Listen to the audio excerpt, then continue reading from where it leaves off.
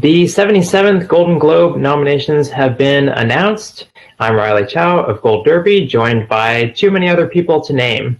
One of them is Kevin Jacobsen. He is with me here on the other side of the screen. And Kevin, I want to ask about your predictions, because Gold Derby, you know, the aggregate odds got 47 out of 55 corrections correct. And the winner of the predictions contest got 48 out of 55. So if you had logged on to Gold Derby, you know, very early this morning and just gone with all the front runners and then maybe replace Adam Sandler with Jonathan Pryce, you would have won. So what's going on with our predictions? Can you make any sense of that? I cannot. But I will just say, just kind of as a first things first, is just like congratulations to Netflix on basically completely taking over the awards race. Basically, I know Marriage Story and The Irishman were basically going to clean up anyway, and I was pretty confident in Dolomite.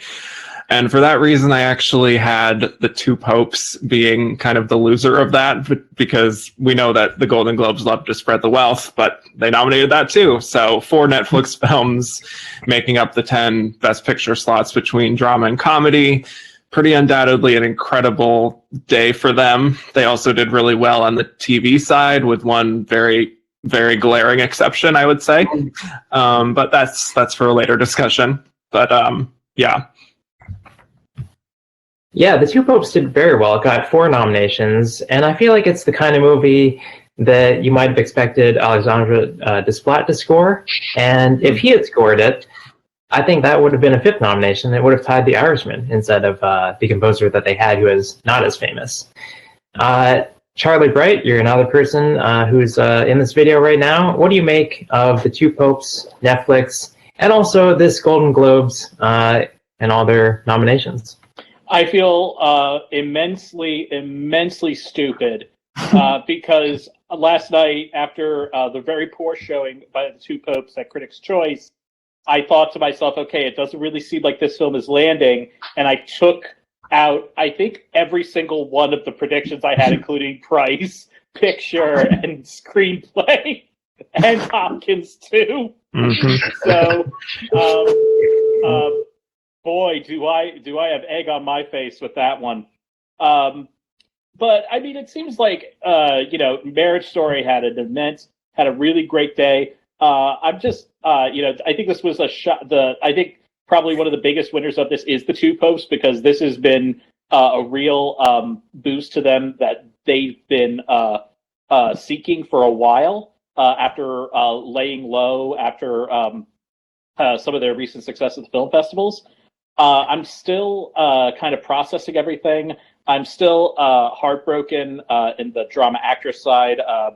I haven't been able to shut up about Alfre Woodard's performance in Clemency. I loved it. This feels like this is just another nail in that coffin, though SAG could surprise us on Wednesday.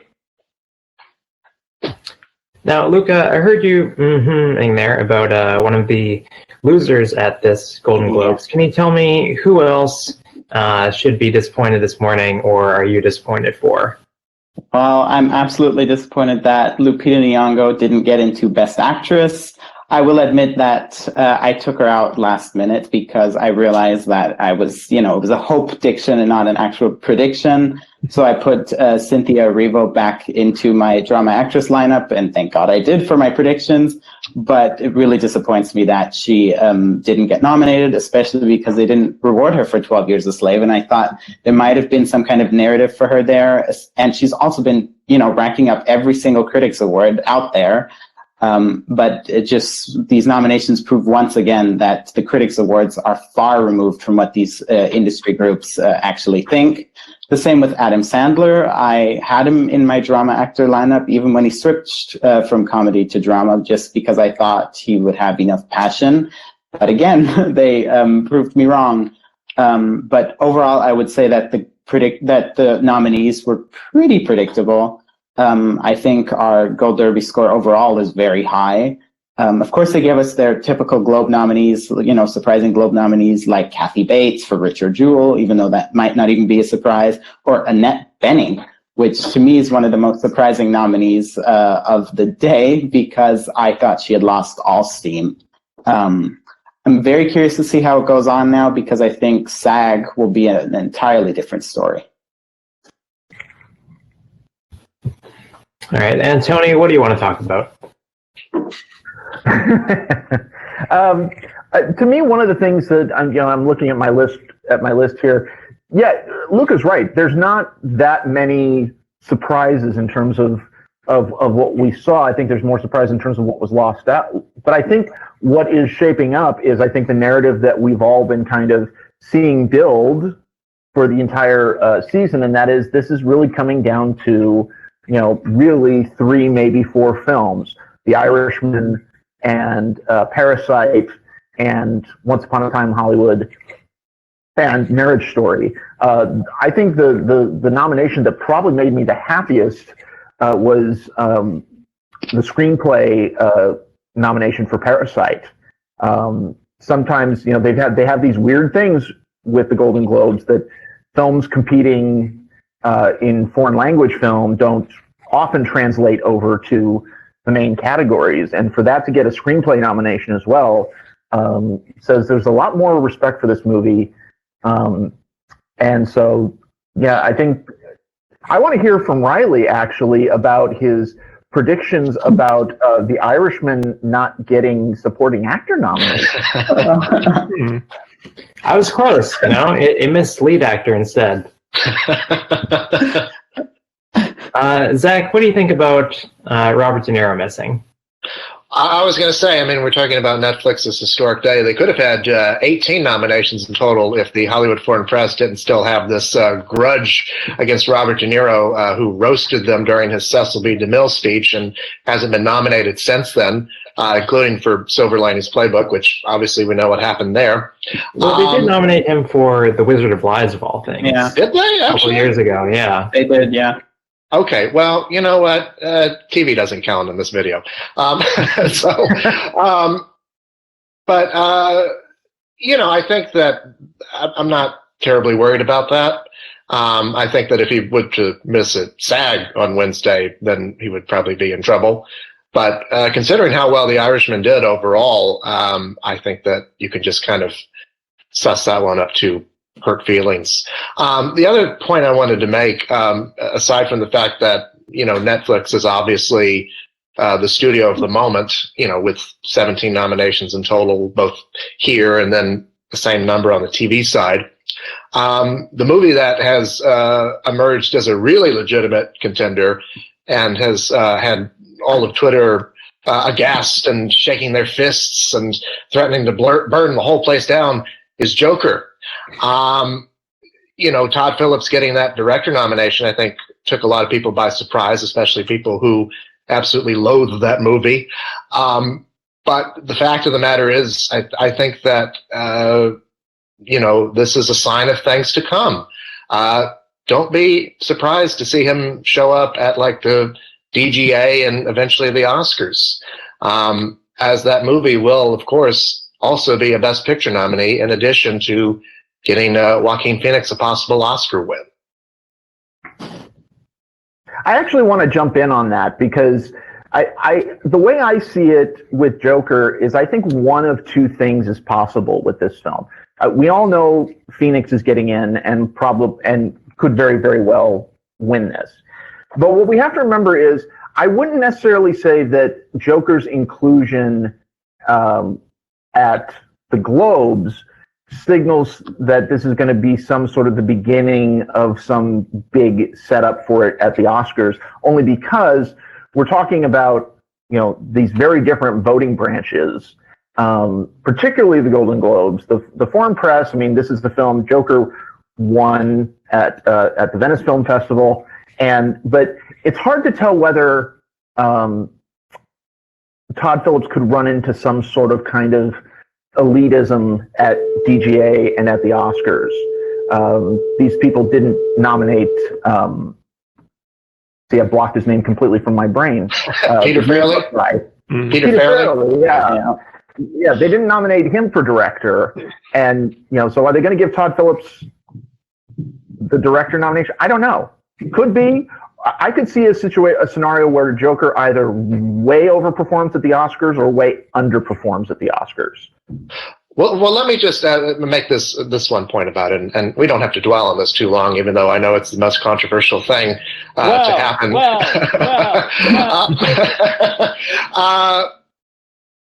It reeks to me of the reaction that I've seen to this movie from some of the Oscar prognosticators on Twitter.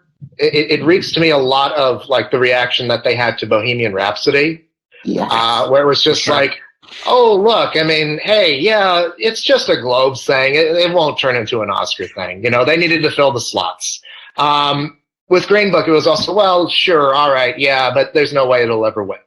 I think making the comparison to Peter Farrelly, it's apt in a sense, but also I think you should make the comparison to somebody like Adam McKay, who did break through after making films that were not to the Academy's liking. The fact of the matter is, you know, Green Book was not exactly the most directorially exciting movie that had ever been made, whereas Joker is a lot more apparently directed, right? I mean, with all the wide-angle lenses and all the music choices and, you know, all that kind of stuff, right? So it's a much more aggressively filmmaker-y movie, and it is a movie that, not for nothing, you know, you've had a lot of people like Michael Mann or Martin Scorsese praising the film and praising the way that it was made. You know, those are actual voting members of the Academy. I'm not saying that it's going to happen or that this is a sign of things to come. I'm just more speaking to the fact that it seems that the gut reaction from a lot of people has been, well, this is not going to happen at the Oscars, where this movie has been showing indications of having a lot more strength overall than people want to give it credit for. And I think a lot of that just simply comes from biases that they have against the movie of their own. Again, so that's the point I'm making about it. And actually, I'd add on to that, Zach, that I think that a lot of this, it does, I think actually this gives an air of legitimacy to the idea of the best, to Joker possibly making it into Best Picture, right? Because because you know, I was always apprehensive about it, and I still kind of am. But to see if it continues to perform like this, and it did get in yesterday at Critics' Choice, right? It got yeah. I think, and a few others places, yeah. Yeah, I think that if we keep on seeing that, I think it's. The idea that if Joker ends up not getting a Best Picture nomination, that will be the real surprise. Mm-hmm. If that comes to transpire. Right. Yeah, I've been thinking that Todd Phillips would show up at the end at the Oscars as a passion pick, but it seems like maybe he's actually just more of a consensus choice and he'll hit everything from now on, like DGA and BAFTA. Yeah, that can happen. Yeah. He didn't get a Critics' Choice yesterday, and Critics' Choice, they had 7 nominees for Best Actor. You know, they tried so hard to get all the major contenders in there, but they somehow missed 2 Globe nominees in Jonathan Pryce and Christian Bale. So that is one competitive race. Yeah. More like the Golden Globes missed out on Robert De Niro and Adam Sandler. Of course. I'm really that is another disappointment for me. I'm really sad that Sandler didn't make it in at the Globes. But you know, I mean, it was always sort of a tough hill to climb. I don't think he's out of the race. I think it's just a sign of how competitive the race is. You know, because certainly like Price is in there as well, and given the amount of love they have for that movie, it's not surprising he got in. But you know, I was a little sad about old Sandler missing out. I feel like if they had just kept it in comedy, he would have been a sure thing after all. Mm-hmm. And I guess another disappointment, and I'm sorry to do this again, but we're going to be doing this every year until something changes, which is the lack of female directors and writers nominated. Well, actually, there were none nominated. Right. And I'm not saying that because I think the nominees are undeserving, but because there were so many deserving female writers and directors out there, and I'm starting to get really angry at the industry for not recognizing them. There were so many different choices, whether it was Greta Gerwig or Lulu Wang or Mariel Heller or so many others. I genuinely don't understand why not a single one was able to get into those 10 slots for a screenplay and for a director. And it's just one of the many things that bothered me about the nominations. The other ones are on the TV side, but we'll talk about that later on. I would say, just to sort of add on to that, I think, kind of going back to what Zach was saying with Robert De Niro, I think there's a possibility that they might have felt a little awkward about, for example, Natalie Portman sort of scolding them live on air for saying, here are the all-male nominees for Best Director a few years ago, which happened to be the same year that Lady Bird was contending. Mm-hmm. And they just might have felt that sense of, don't tell us what to do, we're going to do our own thing, that sort of thing. Right. I think you're right about that, honestly, Kevin. I mean, I think that, this is a very small group of people who like to be catered to. Nobody really knows who they are. They just kind of appear out of nowhere at parties, and they don't like to be told what to do. In fact, I mean, I saw something this morning from the president of the Hollywood Foreign Press Association. The statement he made was, we vote for the movies. We don't vote by gender or race or anything like that. Again, it's kind of like the more reaction they get, the more they sort of dig their heels in. I also think, Luca, you bring up a point about how there are so many women, and I think part of the problem is that, since the very beginning, we sort of had this mindset of we have to pick one woman each year to be representative of all women directors. Yeah. And, it's part of the mindset that there's so many great women making movies right now. I mean, the woman who, Selena Sciamma for Portrait of a Lady on Fire, Claire Denis for High Life, just to name a few others. It's like, unless somebody gets anointed, they can't settle on one. And so then none of them get nominated. And I think until they, we change that mindset, that's just the way it's going to be, unfortunately. Yeah. Right. I just want to say, how dare they have a panel or a lineup of all men? That's all it. Yeah. Yeah. No, but you bring up a really good point, Zach, and I think we have that problem not only with female, directors or writers, but also with people of color, especially in the Best Actress lineup, where people were talking about that fifth slot. They were like, it's between Alfre Woodard and Lupita Nyong'o and Cynthia Erivo, but how dare any one of them be in the top 4 or the top 3? So I think there's a problem in all the other categories as well, and that's another category where there were so many options. And I'm not going to say that the 4 white women that were nominated are not deserving. They're incredibly deserving, but I still, for some reason, it just bothers me that in so many instances we have the people of color being in that 5th slot and they're always fighting for it. It seems it's so wrong to me. I don't. Yeah, but you're completely right. It's supposed to be about quality, and that's where the whole problem here is that, it becomes a headline where people are like, oh, lack of diversity, blah, blah, blah, when it should be about the quality, but it's the lack of opportunity sometimes that is the actual problem here. Mm-hmm. Yeah, and I just want to reiterate again, it's like, it's not that we think any of these people are undeserving of nominations. Yeah. It's like every single person who got nominated today deserved it.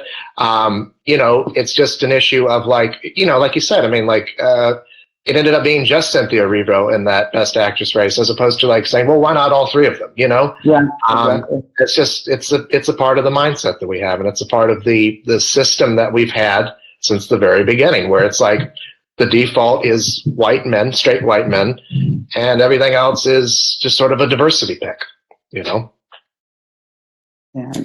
Let's talk about Little Women, because that's a movie that I think we expected to get more nominations than it did. We thought it would get into picture, possibly director, screenplay. Does this say anything about its chances going forward? I mean, I know for me, a month ago, I was not predicting it because I thought it was kind of a lightweight contender and opposite some of these more serious movies. But then the reviews were just so strong. Then now we've been getting a lot of the regional film critics announcing their nominations, and there just seems to be very little passion for this movie. It seems like everybody likes it, but maybe it's not actually their favorite of the year. Has anyone on here seen the movie other than me? No, unfortunately not. There's a movie? I didn't want to keep hogging this, but I just speaking on behalf of people who've seen the movie, I don't know. I had Two Popes in my fifth slot for Best Picture this whole time, and then I took it out and replaced it with Little Women just because I thought perhaps maybe I was underestimating it, especially given how well the Critics' Choice responded to it. I don't know. Honestly, I want to see how actual industry awards respond to it. Mm-hmm. Like SAG on Wednesday, and obviously like DGA and WGA and PGA. So I don't know. I mean, again, like there's not industry overlap. This is just kind of a first stab at things. So I don't know. I also think that one of the failings of the Globes is that they just have that one screenplay category that just combines original and adapted. And I think that if there were separate screenplay categories, I think it probably would have shown up in adapted. It's tough, the fact that this is a book that's been adapted so many times. So I think it might have a hard time breaking out, only because the last film version of this was I think 1994 with Winona Ryder, and then there was a PBS adaptation just a couple of years ago. So it's hard for these kind of established properties that are, even if they are critically beloved, it's very easy for people to just go, oh, another version of Little Women. Let's go towards something completely original, like the newest adaptation of The Joker. Well, personally, I believe that all nominations, so the Globes, SAG Awards, and then eventually the Oscars, they will be so completely different from one another that I don't even think we can use even the SAG Awards as a sign for support for Little Women if it does do well, because of the condensed schedule this year. And to be honest, I'm actually worried about Little Women at SAG, because I don't know if the screeners went out on time. I don't know how many people were able to see it, and there's just so much competition. I don't think that in the end that it'll do as badly as it did today. I mean, badly. It still got in Saoirse Ronan and score, so it didn't do badly, but I think we all expected it to perform a bit better. I think it'll do better at the Oscars. I did well at Critics' Choice yesterday, so there is some support for the movie, especially from critics. But again, if we're talking about the Globes, these are 90-something people who are deciding on these awards. This is not the Academy. So if people are saying Little Women is not going to get anything because of today, then I think they need to rethink that, because these groups live in completely different universes. Can we also just talk about a movie that did really badly that we all thought was going to do much better? Jojo Rabbit. I think it just got 2 nominations overall. What happened there? Jesus. Definitely hard to say exactly what happened there, but that would definitely felt like a movie that the Golden Globes would definitely go for, because it's very entertaining. It has these stars in it that are generally well liked. But yes, nothing for Scarlett Johansson, who seemed like kind of an easy get for them in supporting actress, and nothing for screenplay, which was even more surprising for me. I don't necessarily have a strong theory on why, other than the fact that it might just be a little too lightweight compared to a lot of these other films. Yeah. It's weird because we had heard so many positive reactions from it. So I don't know. I mean, the kid got nominated. Lucky for him that Adam Sandler wasn't eligible in that category anymore. But it's surprising that it only ended up with those 2. So I guess by default, the frontrunner in that category has got to be Once Upon a Time in Hollywood. Yeah, that one is far more. It's got 5 nominations, and Jojo Rabbit has 2. It is strange that it got its lead actor in, whereas, you would think that Scarlett Johansson or Sam Rockwell or the director for directing, writing, or acting in it would have been more likely normally, as the Globes don't tend to nominate a lot of kids. That Scarlett Johansson snub makes me wonder about her chances in lead actress. Not that she was the front runner anyway, but I'm not sure that she poses as much of a threat if she couldn't pick up this surplus of support nomination. And I also wonder about Laura Dern for Marriage Story, where she's playing essentially the same character in Big Little Lies, and she won for Big Little Lies last time, and Big Little Lies is still up for series, and she's not nominated for that. So I wonder about how much support she has with the Hollywood foreign press at the moment. Yeah. Well, my main thing about supporting actress is that who's really Laura Dern's competition? Because I know we have Jennifer Lopez and we have Margot Robbie, who I think could be a real threat for Bombshell. She has a lot working in her favor, and people who've seen the movie have said that her performance is, win-worthy. But at the moment, I just see a very clear path for Laura Dern, even if the performance isn't necessarily there, because if you watch the movie, you're not going to leave it saying Laura Dern needs an Oscar for this. But I just feel like it'll partly be a career achievement award because it's Laura Dern and everyone loves her. She's been nominated twice. She's had all this goodwill building up, especially in the last few years. But my actual question is, what are we going to do about this category? Because we got Annette Bening and Kathy Bates. Yeah. And we don't even know, SAG's not going to tell us anything because, for instance, Kathy Bates is not even in the supporting actress category at the SAG Awards, if I remember correctly. Yep. Right. So I feel like this is going to be the big, WTF category when it comes to the Oscars. And I don't think these nominations told us anything because I don't think Annette Bening is going all the way. It would be very surprising to me if she did. I don't think Florence Pugh is out of this completely. I think Little Women can still get a lot of support from the Academy. I still think Scarlett Johansson could show up at SAG. I'm not saying that it's definitely going to happen, but it's a possibility. And to be honest, I could see Jennifer Lopez missing at the Oscars, especially with Hustlers gaining no traction elsewhere, as in other categories. So I think this is one of the most confusing categories of the entire year now.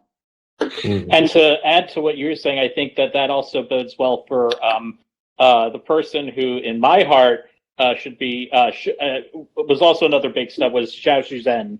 Right. I was very surprised they left her out because usually the Globes will embrace foreign language performances in the acting categories, and so when they went with when they put Farewell in foreign and Awkwafina in lead, I thought things were looking really good for Zhao Zhen. But unfortunately, at least in this competition, she came up short. She's not a movie star. She hasn't been going to the parties. She hasn't been meeting these people. I mean, that's that's what it is, right? It has nothing to do with the performance or whether or not they like the movie. It's just how many hands have you shaken and all that. I mean, I hate to be crass about it, but it's not really surprising when you think about who they are and what they've been doing since the beginning of their existence. I'll say this for the supporting actress category. I think that Laura Dern could probably waltz her way into an Oscar win, even if Jennifer Lopez wins the Golden Globe. I think it really is probably between those two. The review embargo just dropped for Bombshell today, and it's not pretty so far. So I kind of wonder if more people might vote for Margot Robbie for Once Upon a Time in Hollywood than anticipated. And I mean, she might cancel herself out for all we know. But I think that Dern, she's still kind of the Oscar frontrunner, even if she loses here. It seems like too good of an opportunity to pass up for them to give an award to Jennifer Lopez for this movie. I think it would have helped Jennifer Lopez actually if Constance Wu was also nominated, and that's the one who was very much predicted. I think Hustlers probably 6th or 7th in that sort of comedy lineup also missed. There are very few instances of supporting actresses being the lone representative for their film actually going on to win a Golden Globe. I believe the last time was Cate Blanchett for I'm Not There, which was about 12 years ago. So, Hey, stats are made to be broken, right? Sure. And not to compare the performances, it just reminds me of Timothée Chalamet last year, who got in, everywhere for Beautiful Boy, but the movie wasn't getting nominations in other categories, and then all of a sudden, he didn't show up in the Oscar nomination. So that's why I'm very worried for Jennifer Lopez. Not saying that she's going to go down the same path, but I think it could happen. Now, if she wins something like the Golden Globe, then I think she's probably safe for a nomination. Mm-hmm. I don't think she's going to end up winning the Oscar. As I say, I think it's becoming the Laura Dern Award. I think not that the critics groups have any influence on the Oscar race. Well, they do, but they're not a bellwether for the Oscar winners. But she seems like the clear favorite. And the supporting actress categories, they love to reward smaller or short performances. They don't care about screen time. Regina King last year didn't even have a lot of screen time if Beale Street could talk. So I don't think that will actually factor into her chances. All right. I think let's wrap up here with our predictions for film drama and film comedy or musical. We'll just go one by one. And if you also want to throw in some final thoughts, maybe you're curious about what happened to Cats, you can also take the opportunity to talk about that. So, Charlie, what are you predicting for these top categories? I'm going to go with Irishman in Best Film Drama. And in comedy, I'm going to go with Once Upon a Time in Hollywood. And Luca? I'll probably go with The Irishman as well. In drama, even though I just put Joker in number one, but I honestly, it could be any one of the two. And then in comedy, I'm going for Once Upon a Time in Hollywood. I don't think there's competition anymore with how Jojo Rabbit performed. And Kevin? I do have Irishman at number one right now. I do worry about Joker a little bit just after what happened with Bohemian Rhapsody. It feels like anything can happen, quite honestly. But comedy definitely feels like Once Upon a Time in Hollywood has this locked and loaded. And final thought, we should just mention that The Lion King is an animated feature. And that is just some grade A trolling at its finest. And Disney didn't even submit it in that, did they? Exactly. Yeah. Yep. And Tony? I'm going with The Irishman for picture. I will go with Once Upon a Time in Hollywood for comedy, although I would be very wary of Knives Out kind of riding a popularity train. I actually think Bong Joon-ho is going to win director. Yeah, same. Yes. Hey Tony, is that you behind you? Where? Oh, there's a drawing of you, yeah. Yeah, that is a drawing of one of my students did of me. Okay. I think he was pointing at that photo of Rue McClanahan. Oh, Okay. that's Rue McClanahan from the Golden Girls. The resemblance is uncanny. Right, that photo of you in the background, Tony. Yeah. And Zach?